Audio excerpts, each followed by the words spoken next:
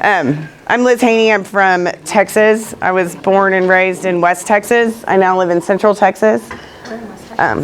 Midland, Texas. Yeah. Yeah, and while I'm talking, if you have any questions, just jump in and ask. I feel more comfortable that way, actually, if it's more of a conversation. But I started out getting a bachelor's in wildlife and fisheries. And Jim and I talked about this the other night. I wanted to be a park ranger because I thought it'd be cool to ride a horse with a gun. That didn't work out. So I didn't find a job I liked, so I bartended. And one of my regulars hired me to help at a soil testing lab. Not something that was ever on my radar at all. And I just absolutely loved it. So I went back to school and got my master's in soil science. That's where I met my husband, Rick.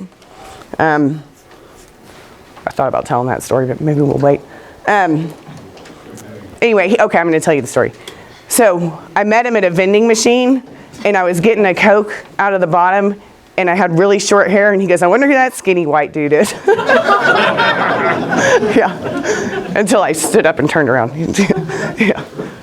Anyway, I went back to school. I went into industry for a while. I did mine soil reclamation, planning, went back and got my PhD in ecosystem science.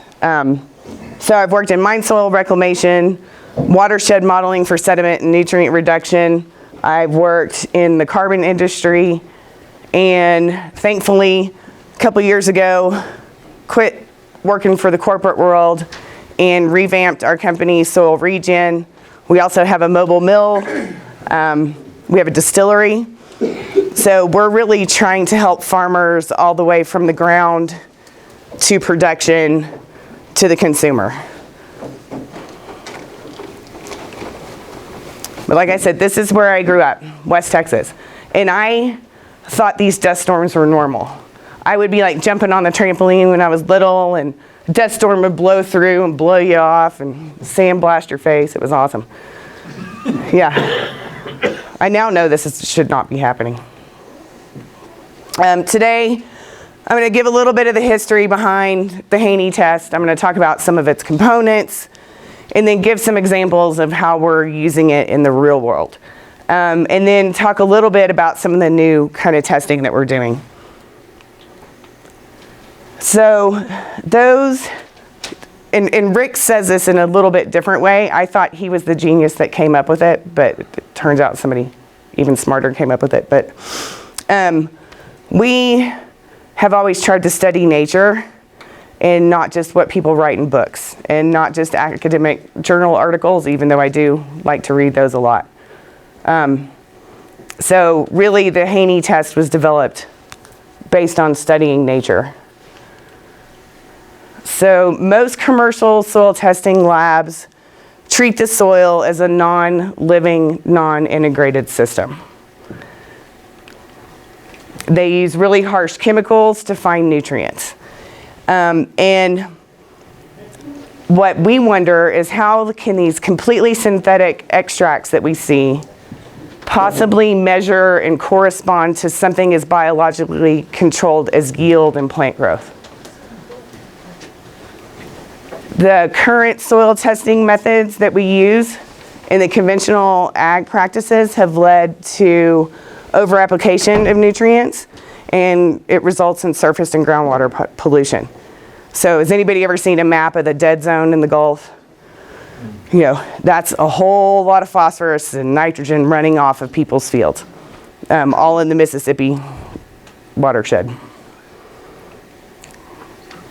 So we are focused, Soil Regen, and the people that we work with and partner with in the lab we use, we are focused on improving producer profitability through thoughtful agronomic practices. We help with farm planning, and we try to help reduce nutrient inputs. And we believe that soil testing is the basis and the foundation for this. And while I've had some stupid people say that, oh, soil testing is the cause of all problems, and that's what you think, or y'all should win a Nobel Peace Prize because you're gonna, save the world. They were being sarcastic. really the foundation of everything that we do starts with the soil. And I probably should have said that during this slide, but I got a little excited about it, so sorry. So the history of the Haney test. Yeah. We are at the Bunsen and Beaker phase, and I know a couple of you were in here yesterday, but we'd be a whole lot wealthier, and I wouldn't be here. I'd be retired on the beach if I was as smart as Walter White, or dead, whatever. Yeah. But it's been a long road to get here, where we're at, and the Haney test has evolved a lot tremendously over time. But when Rick and I were in school, we were both taught that soil was dead. I learned a lot about how to make fertilizer recommendations. I still suck at that from, a standard soil test. We thought synthetics can fix all the deficiencies. It's a very reductionist way of thinking.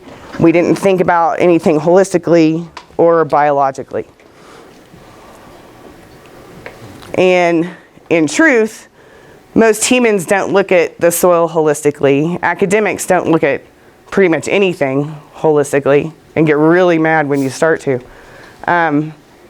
But we only have control over our perceptions of what we're seeing. And I've heard this one guy came into a conference, and he was a rancher, and he told everybody in the crowd, if you can do one thing a day, just go lay down in the field, which I wouldn't recommend here because it'd be too cold. But we were in Texas, it was okay. But really observing nature and seeing what's happening in your field and the responses to your management practices with the biology and the diversity and the wildlife and the birds. One test isn't the answer. One person doesn't know everything. And that's why I'm just so glad I see so many of my friends here. And it's just great to have such a great community. I teared up yesterday when I said that. Jesus. So, as I mentioned, current soil testing practices focus on the physical and the chemical and not the biological systems. Most of the extracts that we use in soil testing labs were developed in the 1940s to 80s. We've come a long way in technology since then. We don't want to farm using those era tractors, and I certainly don't want to be tied to a rotary phone anymore.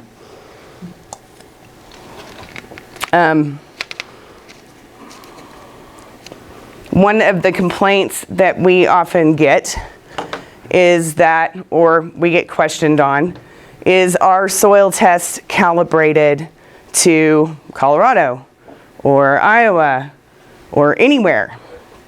And no. Yes and no. We're measuring biological responses to inputs, to management practices, to climate, to context, and doing small calibration plots isn't going to tell us anything. Most of the calibration plots that were done for standard tests were done under conventional systems with, limited nutrients, heavily applied nutrients, and they're basically measuring a response to how much fertilizer they put out. Not whether biological pathways are open, not whether their biology is cycling nutrients, and that's what we really try to pay attention to. So this is an example of a calibration curve. It's from Illinois, but the samples were taken all over the state, and they come out, and this is our calibration curve. It's a really nice graph. Your optimal rate to get the highest yield is somewhere around 200 units of nitrogen. But in reality, this is what that data looks like. So really, you could put 0 fertilizer out and get 50 bushel an acre, which nobody wants that, right? But what happened here? How did these farms yield that much corn on 0 or on 50? And why is this all of a sudden the optimal rate way over here? What happened in this situation? Well, the biology was probably messed up. You know, what happened in these lower yields? Why are those fields not responding to whatever additions they're doing? And that's what we try to measure.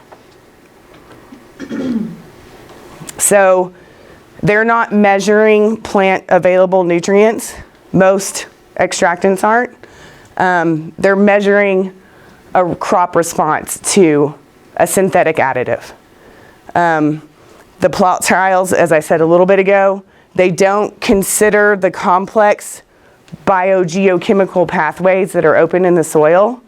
I spoke with a guy a few minutes ago saying no matter how much sulfur he puts out, he's not getting a response to that sulfur addition. Well, why not? Well, it turns out he's got some toxic stuff and the biology's dead, you know, but he can't tell that from a standard soil test.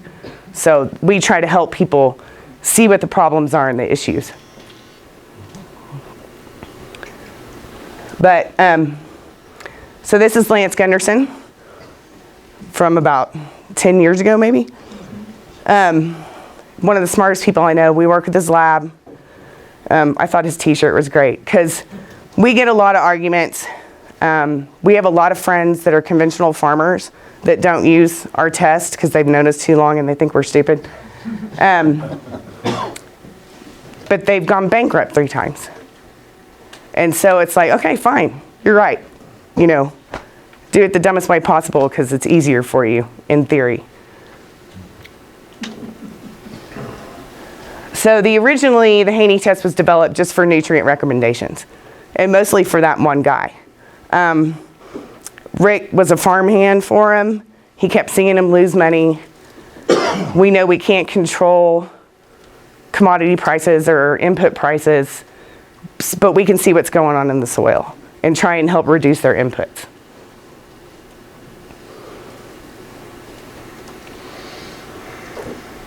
So when we look at the soil, we look at a dynamic living system. Plants fix dirt, and we want to see how they're interacting with the microbial community under your context and your situation. Can we turn the heater on in this place? Yeah. Yeah. Y'all hold your breath or something. Let me fix this. Okay. So the Haney test is trying to see how the soil is responding to the plants, right? So plants take in CO2, they pump out carbon compounds into the soil. Jim Garrish talked about this in a rangeland situation yesterday. We want to see how productive that system is. So we want to see what nutrients are solubilizing around the plant roots in the rhizosphere. And so we use plant root exudates, organic acids, to extract nutrients because that's what actually happens in the field. We measure microbial activity, soil respiration. Keep holding your breath. Because just like everybody in here, it got hot when we all got in here. The CO2 levels have risen. Y'all aren't jumping up and down right now, but if you did, there'd be more CO2. And we can measure biological activity based on that respiration. Microbes take in oxygen just like we do and give off CO2. They're responsible for nutrient cycling, and we want to know what they're doing in the soil. We also use water to measure nitrogen and carbon because it rains water. It doesn't rain malic 3 or nitric acid, hopefully. Yeah. So the majority, okay, after it rains and it's been dry for a long time, you get that really nice smell, right? You also can see plants immediately start greening up.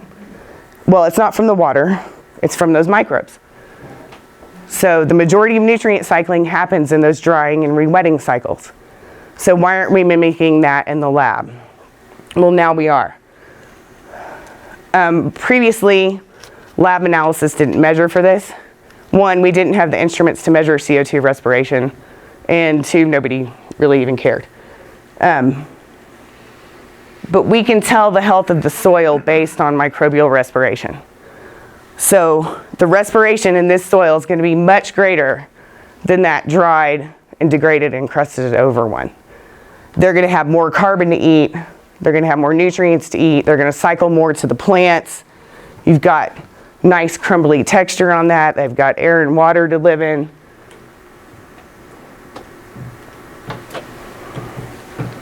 And when we first started looking at CO2 respiration, people argued that it wasn't biological. They've developed new sensors, so now we can test the oxygen uptake at the same time we're measuring the CO2 respiration, and they're directly correlated. So on this axis is oxygen uptake. As the microbes are taking in more and more oxygen, they're giving off and respiring more and more CO2. So yes, it's biological and it's a direct indicator of their activity.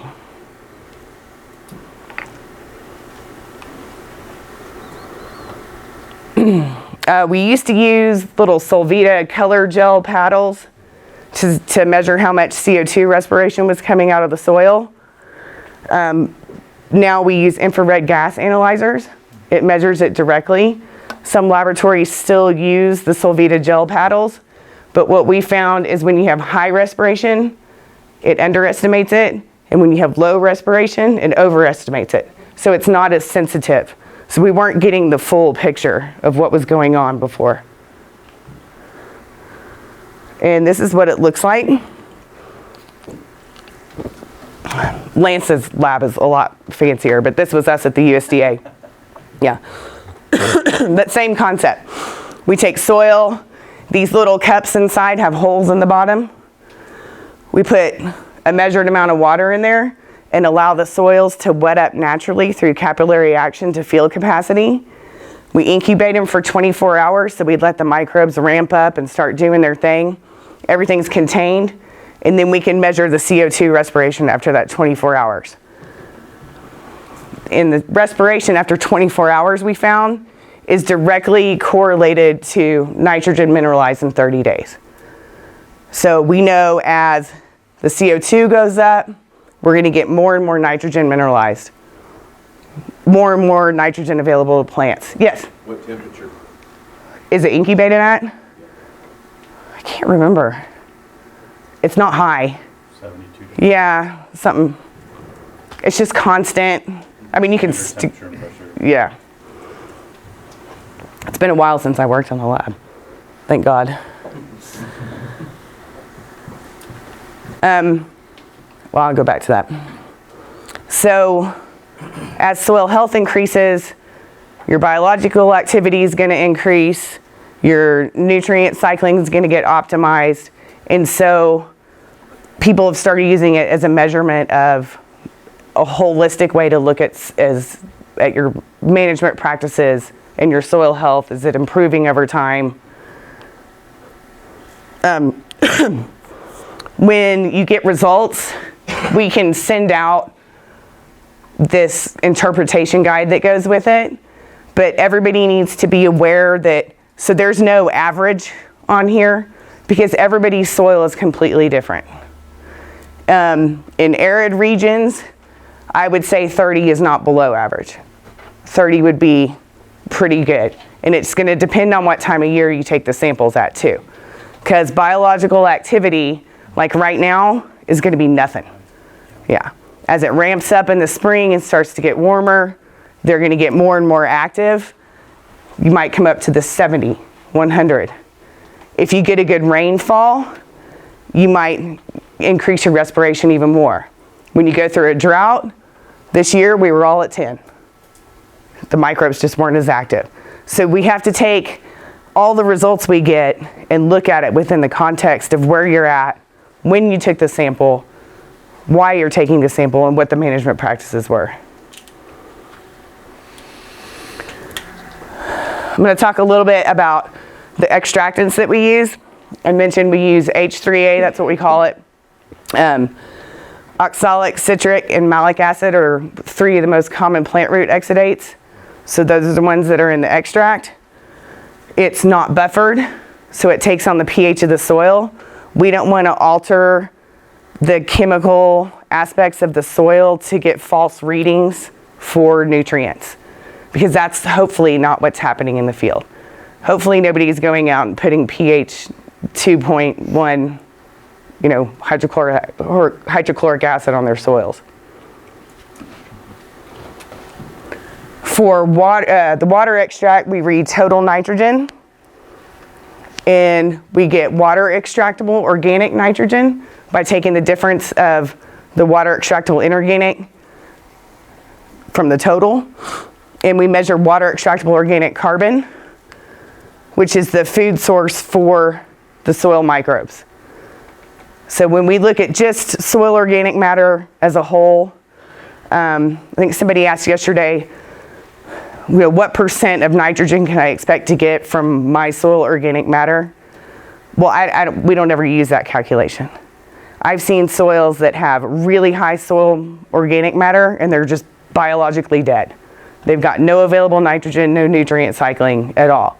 So we want to know how much of the actual food source that they're eating is available. Currently, and this is the problem with the dead zone and nitrate pollution in groundwater, we're only accounting for 51% of the nitrogen available in the soil. And this is based on 100,000 tests on average.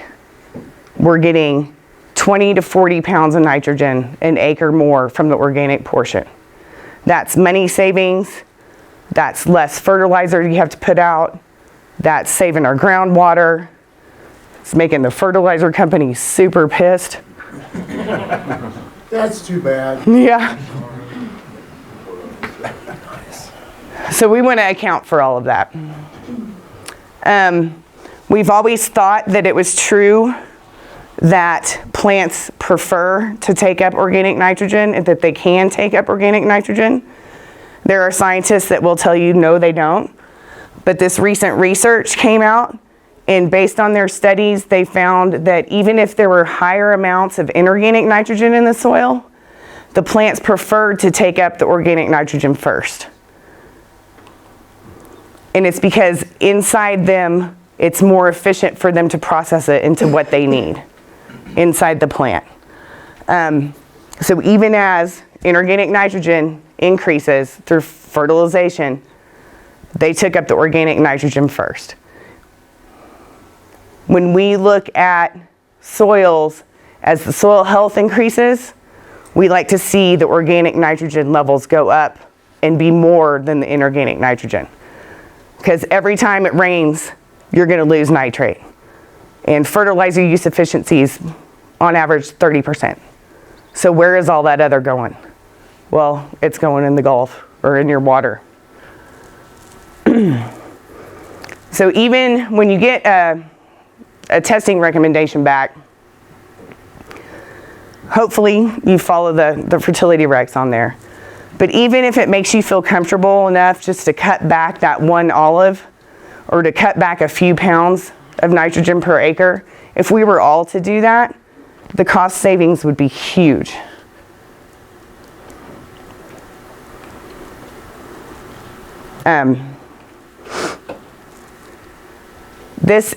So the soil health calculation is a calculation we do based on several different factors in the Haney test. As your soil health increases, generally the amount of money you can save on nitrogen inputs increases. Is 14 the highest score? No, I don't. Is that theoretical? I'm just. Yeah. No, it's not. I think I show some in a minute. They're like 25, 30. Yeah. Yeah, it was probably just the data set he was looking at. Rick made this graph. He loves to put every single point on there ever known to mankind. I'm that reductionist person that actually just likes to make the pretty curve. But Have you You gotta have all those data points. You got to have all those data points. Yep. When you get, I'm not saying y'all shouldn't ever use conventional soil testing too. And I know it might sound like that. We often, like on our plot trials especially, we'll run both because we want to see the difference. And we want to see what's going on with the Haney test. We want to see what's going on, with Malik. But a lot of people I talk to don't even know what soil extractant their labs use.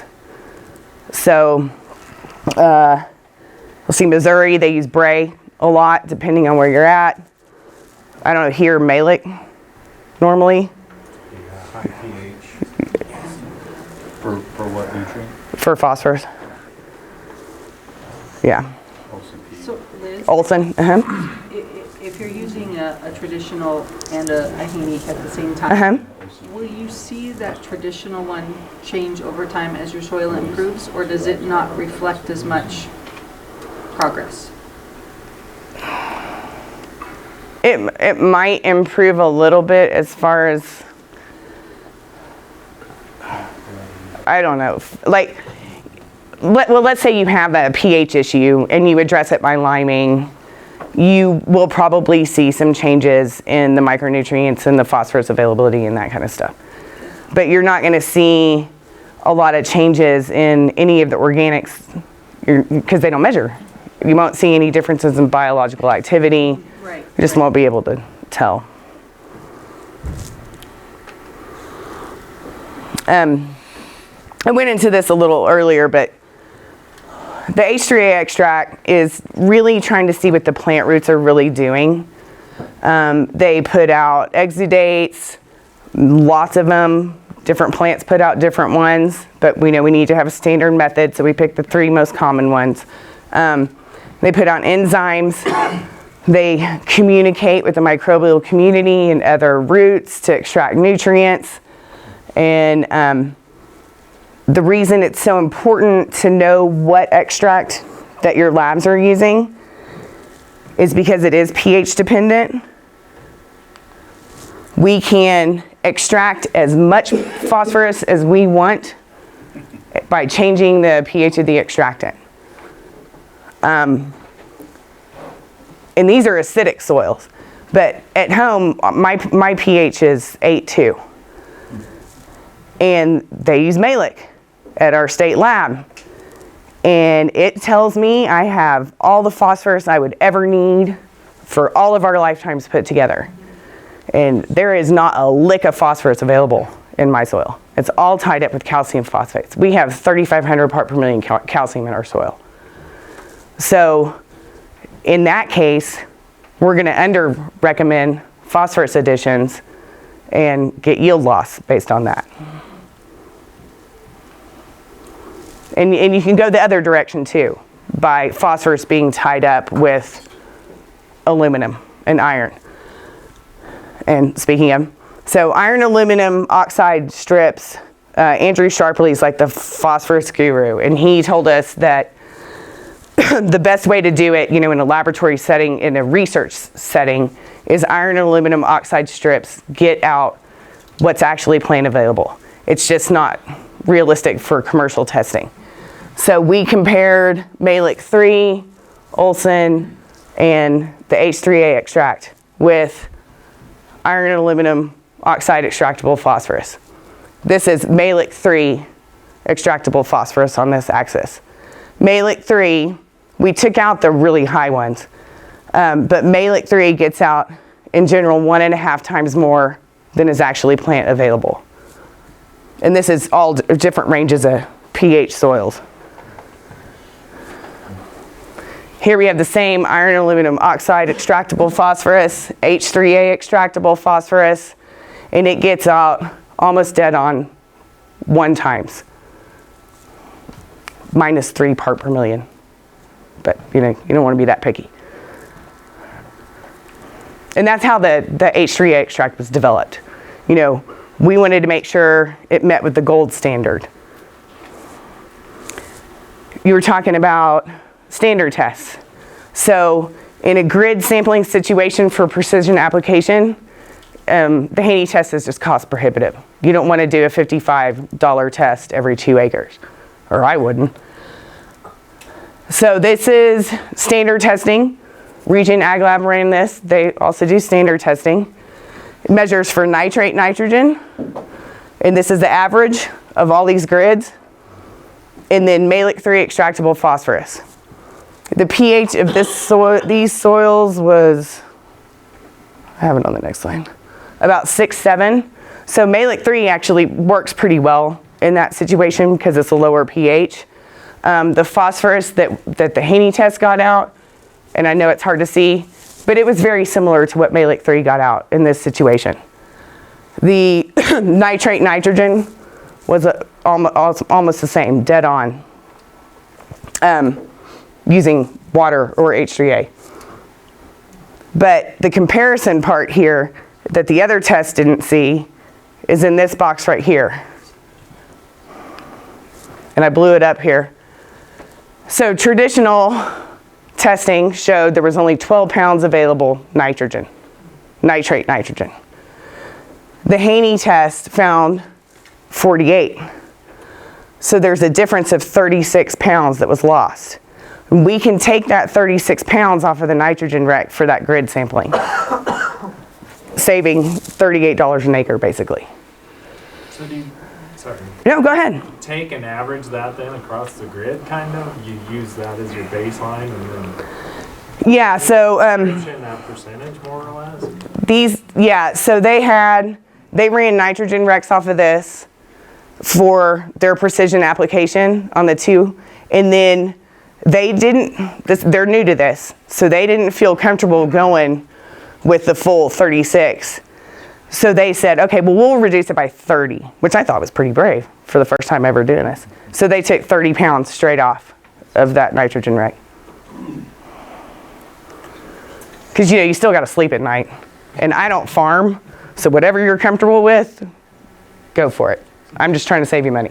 And leave check strips or postage stamp 0 N-rate checks. Yeah. No, for sure. Well, and that guy Ted and I were talking to earlier, he said, well, what his lab told him to put out 220 pounds of nitrogen. Something like that. Yeah. He put out 0 and met his yield goal. Wow. And he's like, where is that coming from? He's like, so do I need to soil test? If you're putting out a 0 plot, you don't need to soil test because your soil's going to tell you, your yield's going to tell you how much was available and how much you have. It's not predictive, it's after the fact, but it's pretty cool to know. And if you get Haney test recommendations and you don't feel comfortable with it because it's just too freaky deaky, set out 5 acres and try it.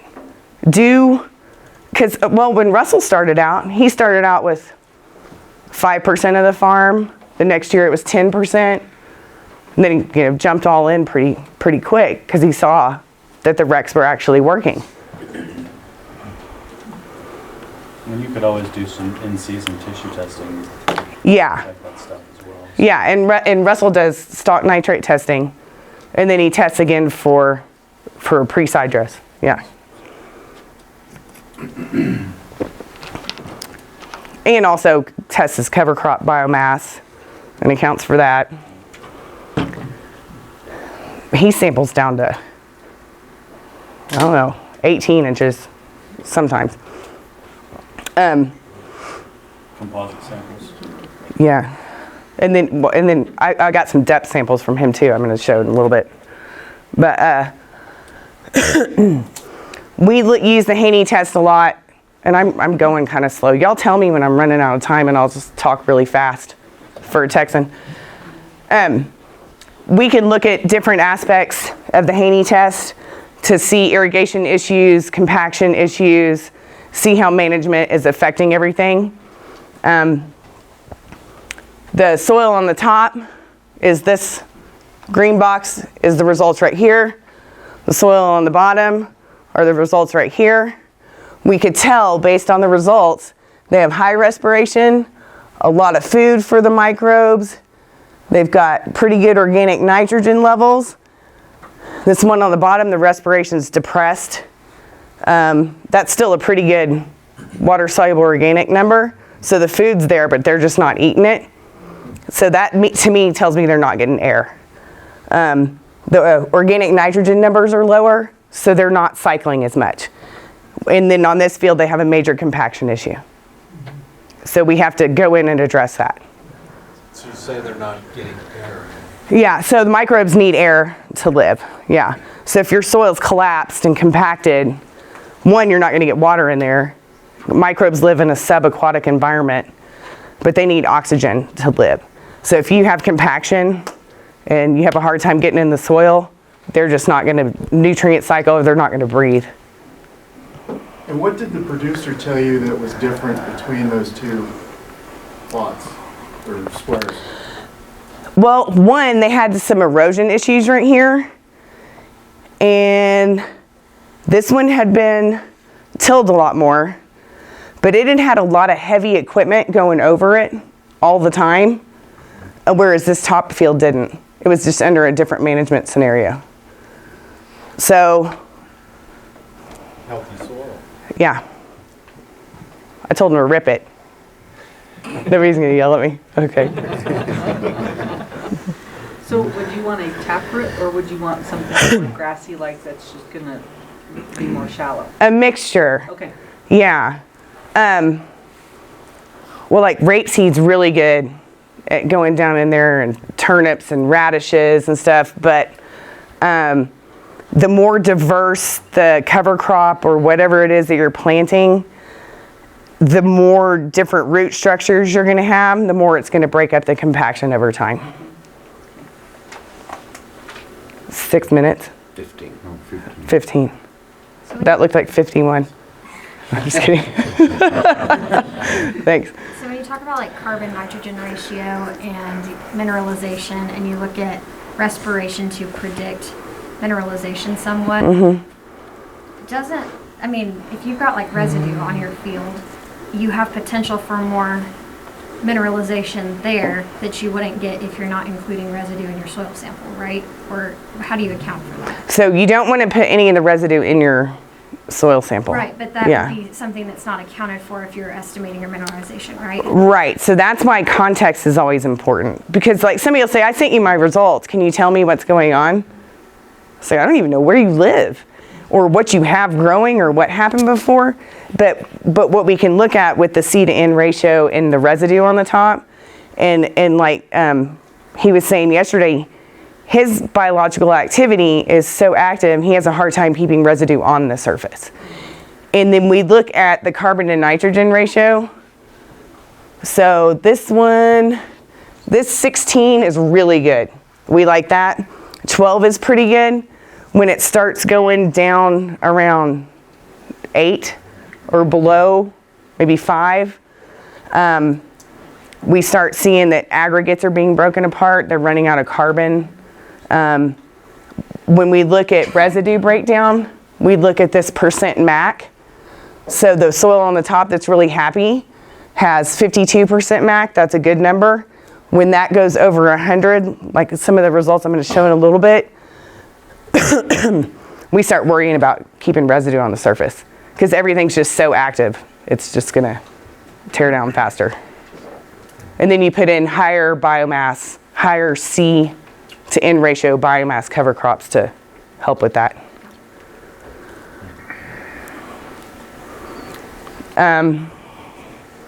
Yeah, the soils on the bottom have been under long-term no-till. They're more aggregated,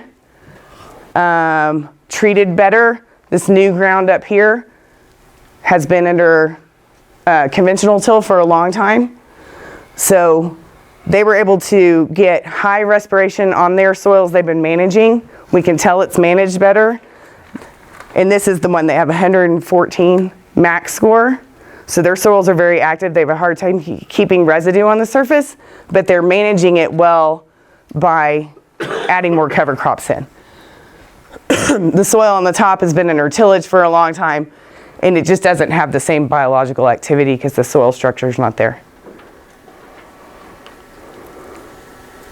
And farmers that have gone through this process can say, I know what I did to my other soil to get to that point. Now I'm going to follow it on my new ground or help their neighbor figure it out. Yes? So when your max score gets so high, is there a point where it starts to come down because you're not having as much residue on the surface? Or the ground gets warmer and stuff like that? So if your MAC is really high and your carbon and nitrogen ratios are really low, they'll start eating the carbon around the soil aggregates and might dip into that soil organic matter. And then when they run out, then the respiration will start to go down. And we have a graph that it's pretty cool. It shows, I don't have it in here, but so there's natural dips in every day, but especially over the year in microbial activity. So they'll ramp up in the spring, get more active, and then they'll start eating the carbon that's left in the soil, and they'll chew that up. And let's say, especially if you're in a fallow system, their activity will dip down until your crop starts growing and feeding them again with the carbon. They're very, very responsive. We've had soil sensors in the ground. We've left in there and consistently measured for like a month. And it's like, this is too much data. They change every single day, every hour, every minute. So what you can get out of the Haney test really just depends on what your goal is. Do you want to set a baseline to see how you're improving? Do you want to reduce your input costs? Do you want to see if your management is improving water infiltration and water retention, and are your microbes responding to that? We use it sometimes to look at how different biologicals are treating and how the microbes like them.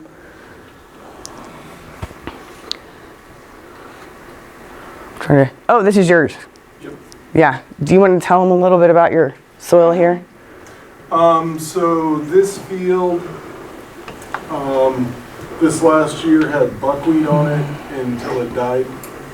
And prior to the buckwheat was wheat, and prior to wheat.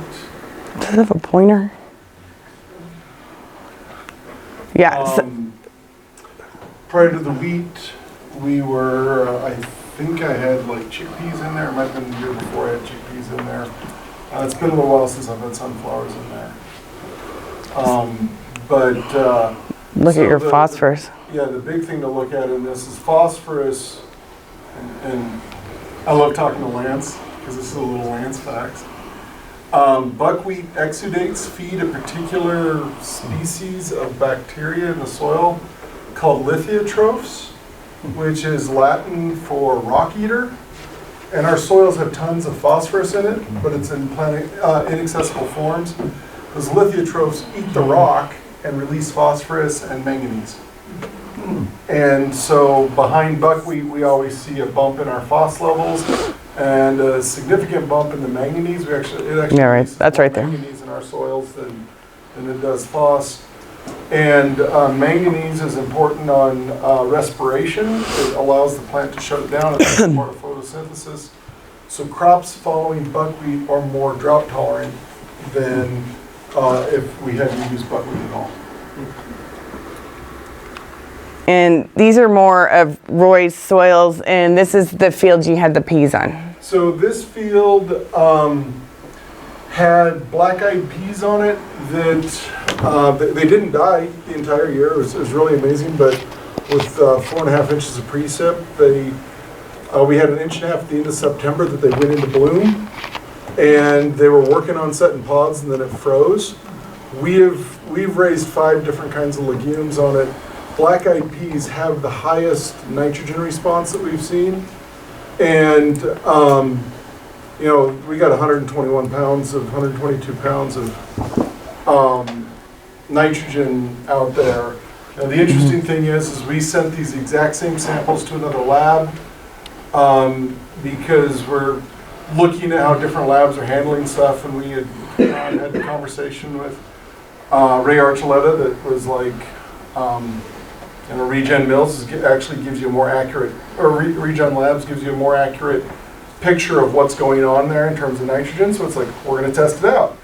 So did composite samples, split the composite samples, half went to the lab we've been working with, half went to Regen.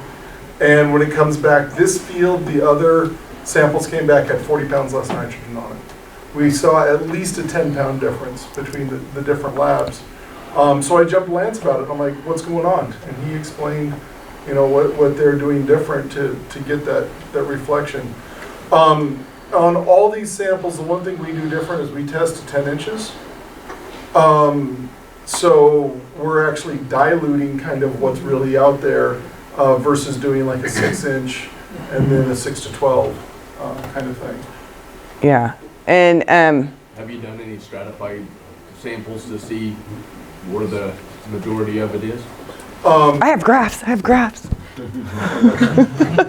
haven't done samples, but it's, that ground's been no-till for 24 years now. So, we haven't had a tillage event that's really going to affect or change that stratification that you find in nature. Yeah. But, that field... I was just talking where the black eyed peas are depositing. 1.8. So yeah, the organic matter is 1.8 on this field. It's actually really not a super good field. We actually have some fields over 3%, but that's 1.8% in the top 10 inches. And we've seen a huge response when we get that organic matter number up. It buys you 2 more weeks to wait for rain. It gives that plant that much longer to live, and hopefully you catch a rainfall in there and you keep on going, versus most of the soils in our area are half to 1% organic matter. So Yeah, and your soil survey said 1 to 1.5, even where your 3% ones are. Mm-hmm. So when they tested it a long time ago, he's definitely improved it. So your other lab, were they factoring in, or were they kicking out a nitrogen recommendation for your crop, or was it just a result there? it's just results.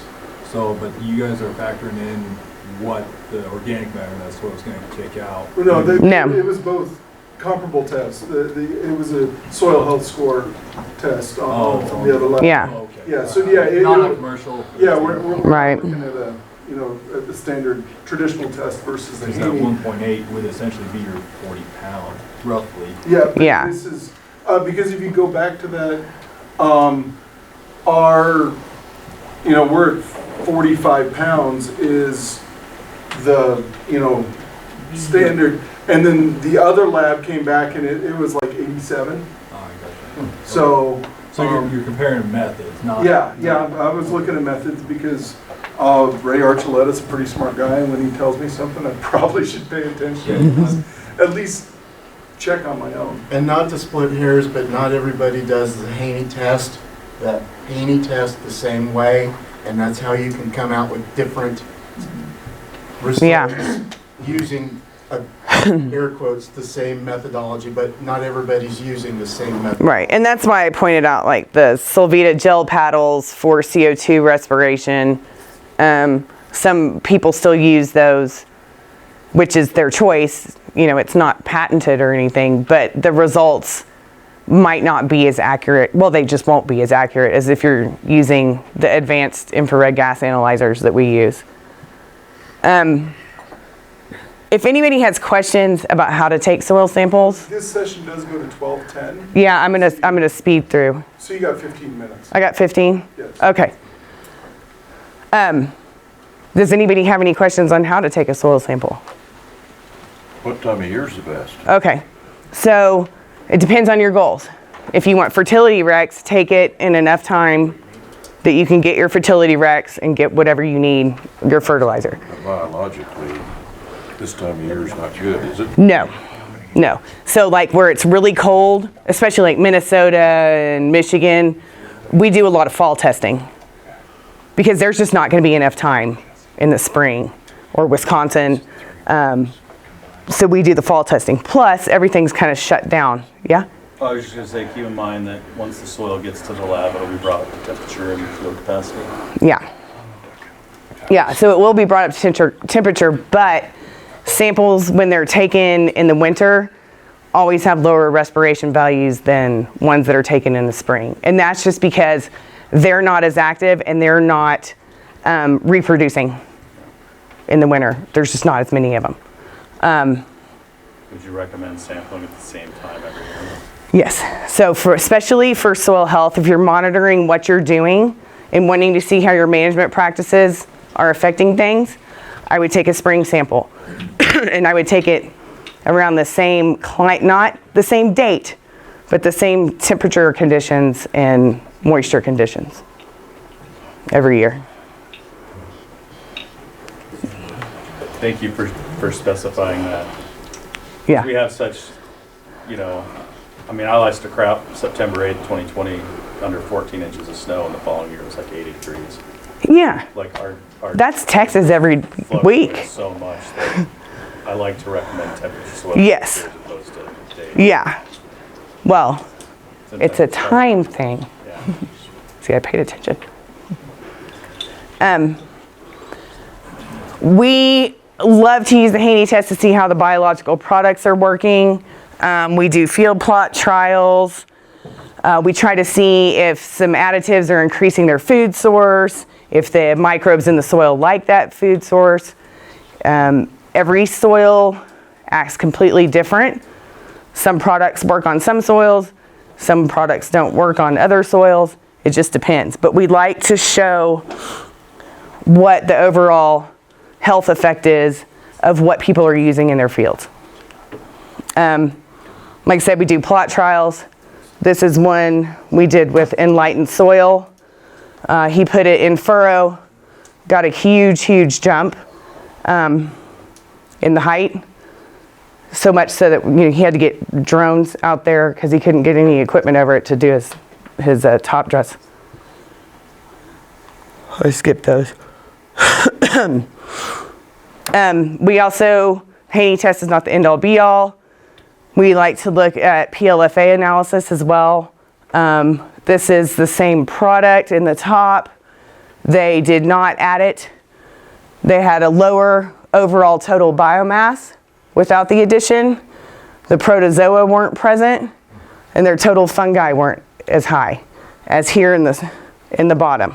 And 2.4 is a pretty good number for protozoa. 9 out of 10 soils have 0, especially under conventional management systems. What did you say the product was? It's Enlightened Soil, in-soil algae.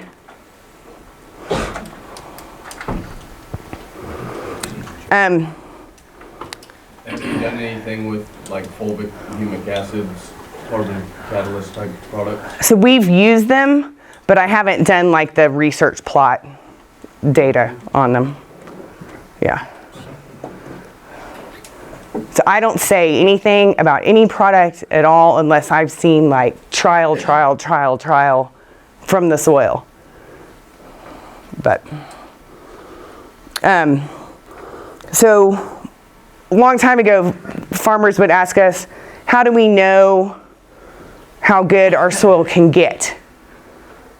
So if anybody was in Jim's talk yesterday, he was talking about carrying capacity. So how good can our soils get? So we used to look at the fence row compared to the managed field to see what the potential was. We took it a step further and are now looking at 0 to 6 and 6 to 12 inch samples. And through that process, we've figured out regenerative verified.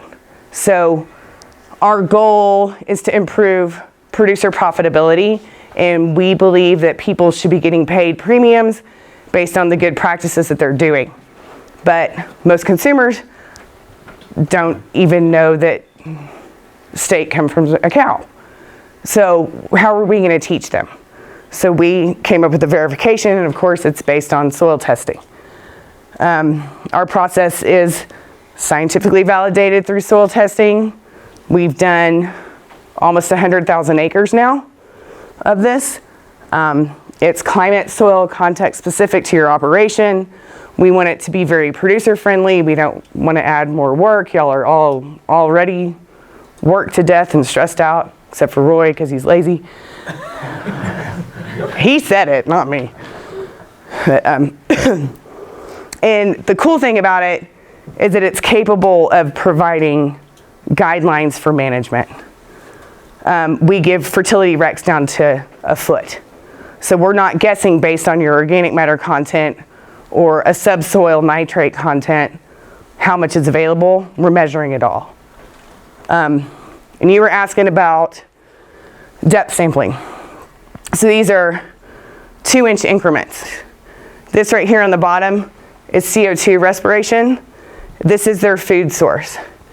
This is the 0 to 2 inch, 2 to 4, 4 to 6, 6 to 8, 8 to 10, 10 to 12. So the deeper you get, and this is a very, very healthy soil. The deeper you get into the soil, the lower the respiration is. That's because the oxygen's not down there. They're always going to be more active in the top, no matter how healthy your soil is. Their food source is greater in the top as well.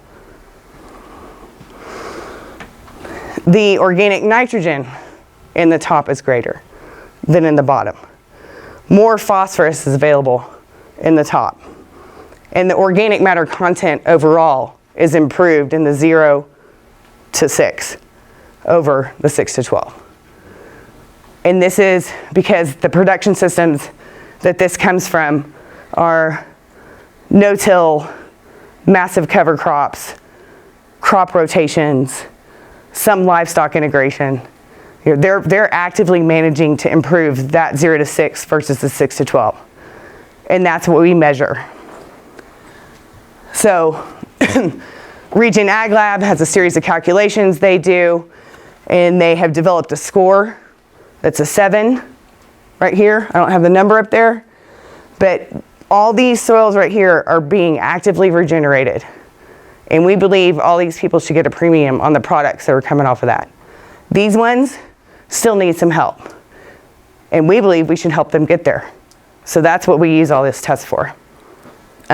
If you want to send one in, you can go through our verification process, but you can also just send in a sample, 0 to 6 and 6 to 12 to the lab, and they'll run the calculations for you so that you can kind of see where you're at. When we talk about differences, and I know these numbers are small, but the respiration is like 4 times higher in the 0 to 6 than the 6 to 12. The organic carbon numbers are almost double in the 0 to 6 versus the 6 to 12. This guy's improving he's improved his organic matter well over 1% in the top versus his baseline. These are some of the products we have. We have beer.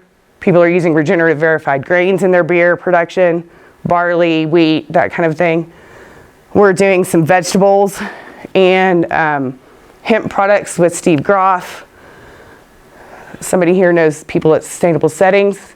We're working with them on their vegetables and their meat. We've tested all their soils. We've got farmers in Wisconsin that have pasture to eggs production. We tested all their soils. We do flour. We're using all regenerative grains in our mill and all regenerative grains in all the bourbon that we're creating. And we're going to be launching like the first fully traceable verification system out there in the next couple months. So I'm excited about that. And I know I'm running out of time, and it's so freaking hot in here. I have about 5 minutes for questions if anybody has any questions. Yeah. Yes, questions.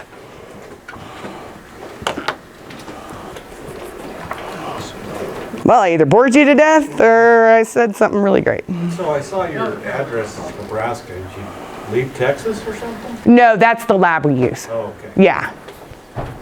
So the lab is in Pleasanton. I've tried to leave Texas, but I can't. So I'm still in Texas. And then my business partner's in North Carolina.